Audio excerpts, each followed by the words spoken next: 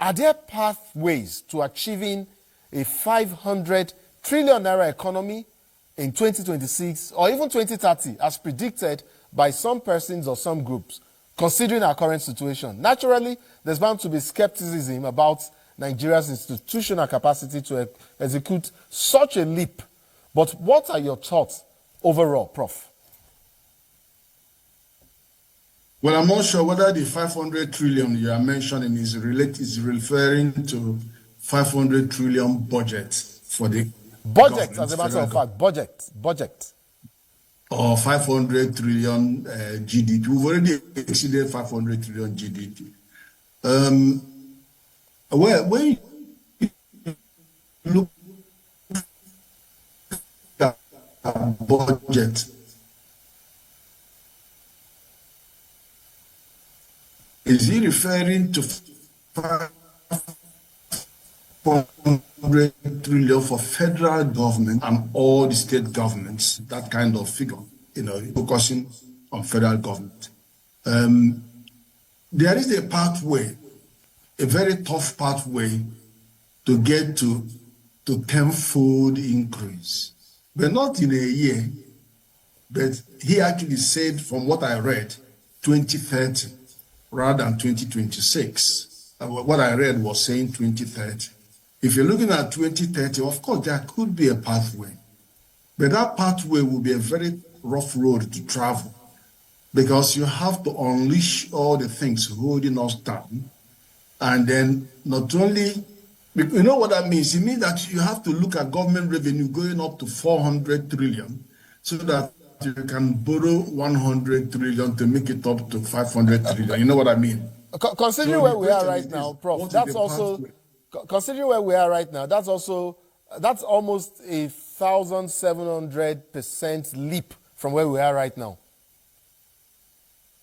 Oh, yes. But I have to, be devil's advocate. It asked me for pathways. Yes. One pathway is to just go away and print 400 trillion naira.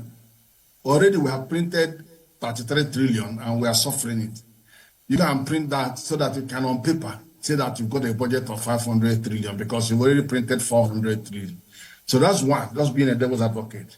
The second one is that he was looking at both government revenue and governance related efficiencies to bring us to that track.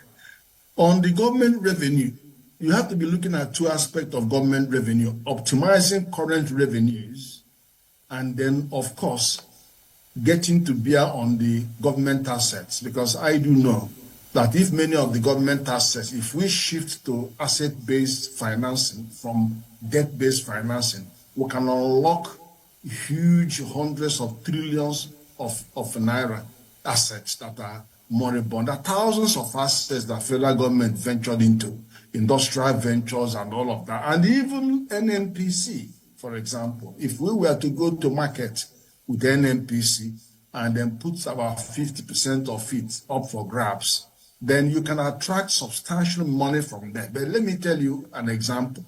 Saudi Arabia wanted $25 billion, being many times richer than Nigeria.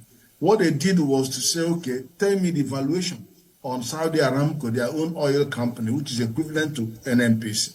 In 2018, they got the valuation at 1.5 trillion. Then he said, oh, I didn't know I have this kind of money. Oh yeah, 5% to the capital market. And then 2 years after, they revalued again. The value has gone from 1.5 trillion to 2.3 trillion.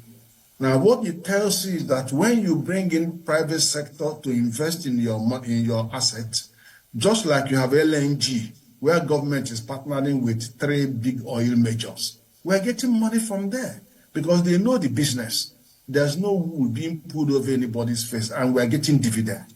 If you do the same thing in NNPC, the big boys will come in, the small boys will come in, the Niger Delta remittance will buy share. All of us will buy share in it, and then it will come to serious public scrutiny.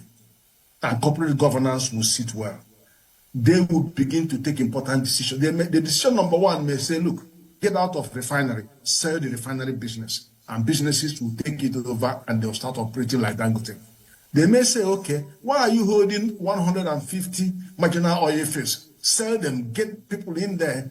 Modular refineries will get the impetus to do. They may also say, oh, let's have some reserves. Let's build 3 different reserves in different locations so that the modular refiners can access crude, and then we can have a lot of crude. When our quota is down, we can supplement. These are strategic decisions. Just like Saudi Arabia and America have huge reserves. So there are decisions that can be taken. And then, the other decision is that, look, you've got an investor in your country that invested $20 billion. Dangote. Now, let us have a massive policy of wrapping around his investment 100 trillion MSME clusters around that Lekki that will deal with all his downstream, midstream investment, producing plastics, rubber tires, anything and everything. We're heading out to $100 billion investment ecosystem around that 20 billion. This is where you begin to talk about how you can generate the kind of revenue you're mentioning. You can't get this revenue by giving palliatives. I've seen a lot of palliatives there. That's not where you're going to get money. What you're going to do is I accept that free education and free health services is investment in human capital. It's either you are investing in a material resource or capital infrastructure and the productive capacity, or you're investing in capital. Human capital investment is allowed by the Fiscal Responsibility Act 2007, which means education, health, and employment. It doesn't tell you to go and give money and share money to people. So that's not where you invest. If you want to invest in populist investment, then go to the 42 million MSMEs in Nigeria and say, what incentive can I give you to employ one more person?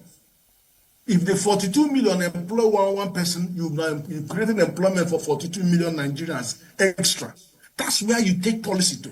Then you see a sudden escalation in the number of people employed. It's not palliative. It doesn't create any job. It ties the capital that you should have directed into energizing the MSME community.